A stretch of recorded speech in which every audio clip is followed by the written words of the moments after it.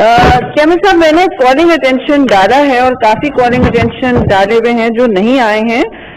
ठीक है, आपका सेक्रेटेरिएट मसरूफ होगा, लेकिन ये एक बहुत अहमियत का मुतहम्मिल मसला है और वो ये है कि पूरे मुल्क में पिछले 2-3 हफ्ते से, बल्कि महीने से खबर आ रही है हर तरफ से कि अहले तशय्युअ नौजवान और शिया मुसलमानों के खिलाफ एक सोची समझी टारगेट किलिंग की कैंपेन और तशद्दुद की कैंपेन हवा पकड़ चुकी है। ये बड़ी इस्लामाबाद में भी कल, मुझे नहीं मालूम कि इसमें कितनी सदाकत है, मिनिस्टर शायद इस पर कोई रोशनी डाल सकें। कोई बैंक के अहलकार का भी वीडियो वायरल हुआ है रात को। मुशाहिदुल्लाह, ये अहम मसला, I want your support in it. तो इसमें ये रात को ये बहुत ही वाइटल इशू है और इसको रात रहमान ही है जिसने मुशाहिदुल्लाह साहब को कहा खामोश रहे। भाई मेरे भाई हैं, मैं उनसे जो जी बताएं अभी तो उसका माहौल ठीक करने के लिए बात है कि चेयरमैन साहब छोटे भाई बन गए माशाल्लाह। फिर से मैं शुरू करूंगी राजा साहब आपकी इजाजत से कि ये जो टारगेट किलिंग्स हो रही हैं, 20 टारगेट किलिंग्स की खबर आई है। सदाकत अगर मिनिस्टर करें तो ये शिया मसलिक से और जो अहले तशय्युअ नौजवान हैं कैंपसेस में, बैंक्स में, कल रात को भी ये वीडियो वायरल हुए कि इस्लामाबाद में भी ऐसी किसी बैंक ऑफिशियल को उनके मजहब पे, मसलिक के बुनियाद पर इंतहा पसंदों ने टारगेट किलिंग का निशाना बनाया और इस हवाले से कोई हमने बात नहीं की है। कॉलिंग अटेंशन मेरा इसी पे था। और पाकिस्तान में इंतहा पसंदी की जो रविश है ये बहुत खतरनाक है चेयरमैन साहब। पहले भी हम इसका मुकाबला कर चुके हैं। इंसदाद दहशतगर्दी में भी नेशनल एक्शन प्लान उसके हवाले से बना। तो अगर पाकिस्तान को मुतदिल जमहूरी मुआशरा बनना है ये तो तय है और हमारी सारी जमातें इसमें, मैं समझती हूँ, मुश्तरका इसमें हामी भर चुकी हैं, चाहे कोई भी हुकूमत हो, कि हम इस तरह की इंतहा पसंदी माशरे में नहीं पनपने देना चाहते।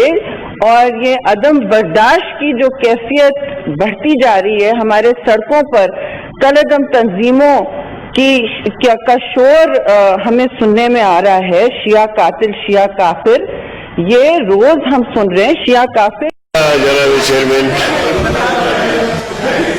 प्लीज आप हुकूमत है फिर जवाब वाली। जी प्लीज, बड़ी मेहरबानी। जी अबरी साहब, देखिए ये जो है बहुत हद तक मामला ठीक हो गया था और हमने बड़ी कोशिश की, उसमें मुत्तहिदा मजलिस अमल बनाई और तमाम मसालिक के लोगों को उसमें शरीक किया और किसी हद तक उस पर काबू पा लिया हमने। लेकिन गुज़िश्ता अभी मुहर्रम तो चल रहा है मेरे ख्याल में कि गुज़िश्ता मुहर्रम के अशरे से पहले यहाँ इस्लामाबाद में एक शिया जाकिर ने अपनी तकरीर में ये कहा कि सैयदना सिद्दीक़ अकबर रज़ी अल्लाह ताला अन्हो ये काफिर है और दायरे इस्लाम से खारिज है। और हुज़ूर सल्लल्लाहु अलैहि वसल्लम जब फौत हुए तो उनके बाद सारे लोग मुर्तद हुए सिवाय हज़रत अली और अहले बैत के।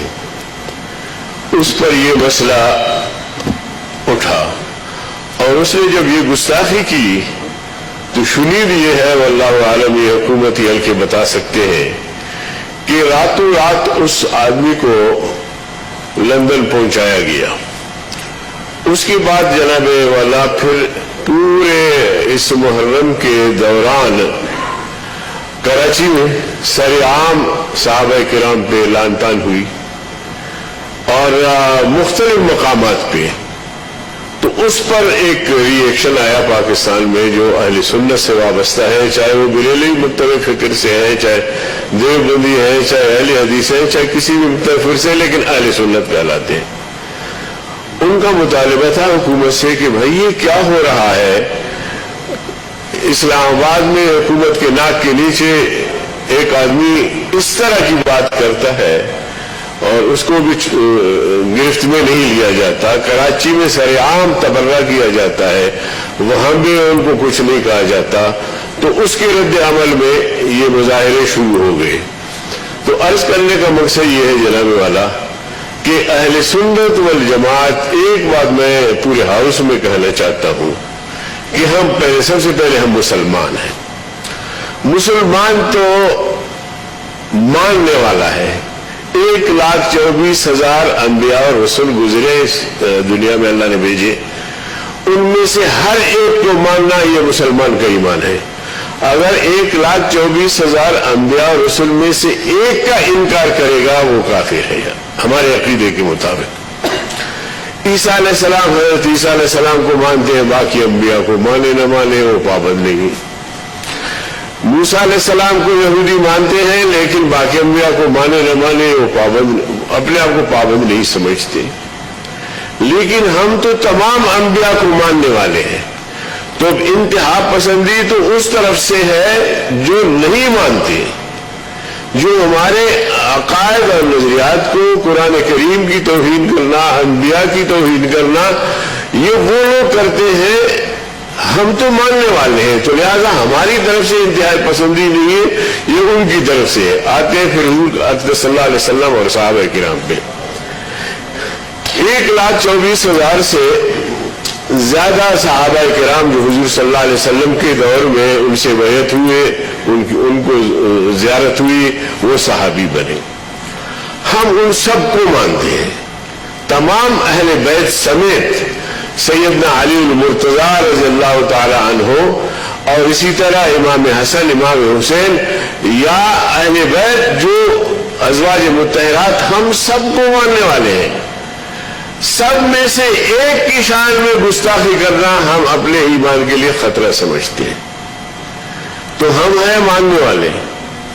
انکار تو ادھر سے آتا ہے کہ ابو بکر صدیق, عمر فاروق, عثمان غنی, عشرہ مبشرہ اور تمام صحابہ کرام پہ, اور اس طرح ایمان سوز باتیں سامنے آتی ہے. جناب چیئرمین, بحیثیت مسلمان شہداء, میں اس مسئلے پر بات نہیں کرنا چاہ رہا تھا. شیر راما صاحبہ نے یک طرفہ بات کی جو مجھے مجبوراً دفاع میں جانا پڑا. تو عرض کرنے کا مقصد یہ ہے کہ مسلمان اہل سنت والجماعت وہ ماننے والے ہیں, وہ انکاری نہیں ہے.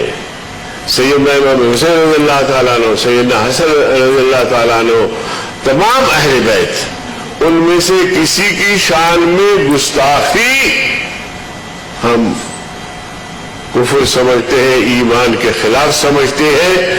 صحابہ کرام کے بارے میں حضور صلی اللہ علیہ وسلم نے خود کہا, قرآن کہتا ہے رضی اللہ عنہ ورضوا عنہ, اللہ ان سے راضی ہے, وہ اللہ سے راضی ہے.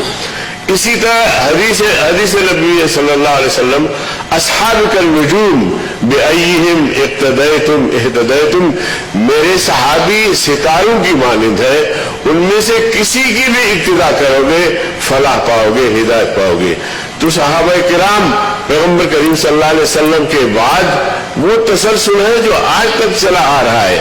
لیکن اگر خدا نہ خواستہ ہم صحابہ کرام کو اس سے نکال دے تو پھر بچتا کیا ہے اسلام میں, دین میں بچتا کیا ہے؟ پھر صحابہ کرام رضی اللہ تعالیٰ عنہ حضور صلی اللہ علیہ وسلم کے